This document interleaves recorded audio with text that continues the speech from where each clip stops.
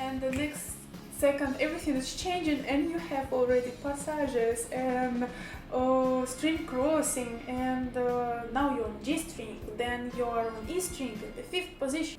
Hi guys, welcome to my channel. My name is Valerie and I'm your violin teacher. If you're new to my channel, don't forget to subscribe, press the bell like this, you won't miss new videos, and of course put thumbs up like this. I will have more inspiration to create more videos, to open more topics for you. And in general, I have a playlist with so many videos for the beginner violin players, bow techniques, intermediate lessons, reviews, music theory lessons for the beginners. So please welcome, like it, subscribe it, share it, and stay with me, stay on my channel, because it's very important for me.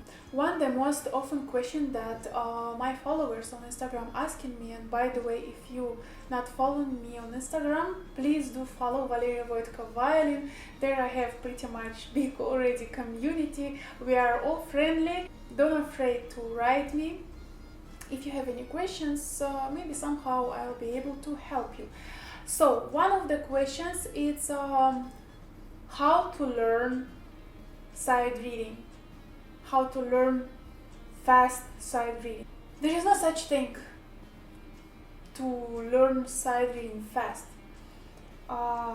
Good side reading comes with experience, with a hard practicing, and you should practice this every day. It's very tricky skill actually, because one thing to side read some easy song, and another thing is to side read hard symphonies, operas.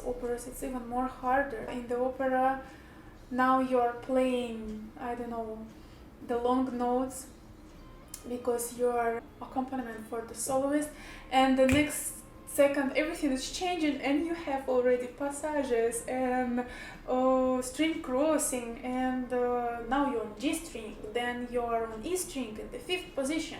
So side reading is hard, side reading is complicated. You have to be patient, you have to be consistent in your practicing. I'll try now to give you some little small tips to make your life easier.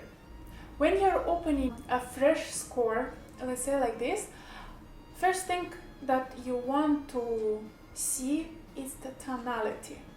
See in what tonality this piece written, what kind of accidentals you have.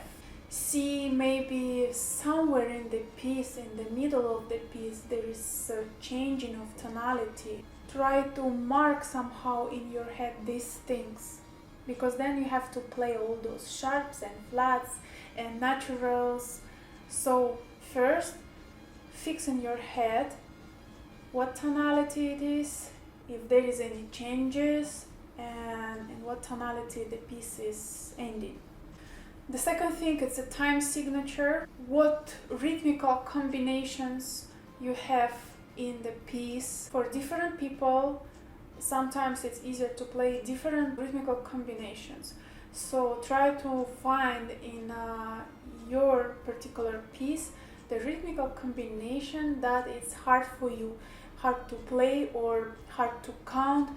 Try to count it, try to figure out how to play it. Third, if you are able already to put your own fingering, look in the notes and see where you can do a small nose, like where you should go in the 3rd position, where you should stay in the 1st position, where it's open string. If you are not very certain about the fingering, don't do it, just wait for your teacher to put the fingering for you. But usually when the teacher giving you a new piece, he's supposed to walk you through the piece and show you the fingering. It also might help, after you figure out in what tonality is this piece, to play a scale. If the piece is written in the C major, let's say, play C major scale, just to tune your ears. Also, you can find in the score the metronome mark, so just see if it's very fast tempo. Don't try to play in the fast tempo from the beginning. Take slower tempo. We are not talking now about the professional side reading, when you're playing addition to the orchestra. You can afford it. You can play in slower tempo because you are reading the score. You are not performing. The most important tip for today, for any level of a violin player, doesn't matter if it's a beginner, if it's a professional, if it's advanced, doesn't matter. You will have a good side reading when you will learn to look at least one bar ahead. You're playing now, for example, bar number 1, but before finishing the bar number 1, you should already look on the bar number 2. Professional violin players, any professional musician who is brilliant at the side reading, while he is playing bar number 1, he is already keep an eye on bar number 2 and 3. And this thing is happening because in the music there is only 7 notes and they're the same. And they're repeating in the different octaves. The rhythms and the time signatures, they're also always the same. It's only a matter how much experience you have. The bow strokes, they stays the same. Till now, and we are in 21st century, they didn't invent something new. So it's really about your experience and your skill and ability while you're playing bar number 1 to look at the bar number 2 and in the future 2 and 3.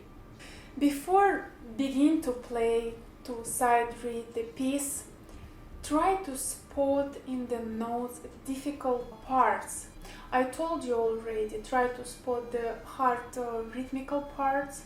In meantime, when you're spotting hard rhythmical parts, try to spot if there is any passages, or maybe there is double stops, or maybe there is some parts that you have to play with a mute.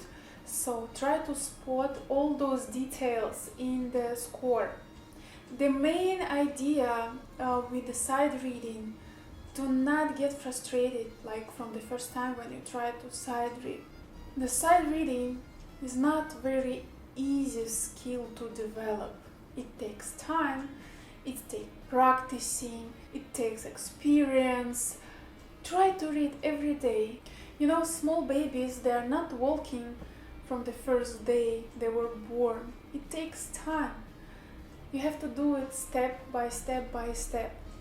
I hope you like this video, and if you do don't forget to put thumbs up. If you're not subscribed yet, please do subscribe and press the bell like this. You will know when new video will be out on my channel. And you guys, don't forget to practice. Bye!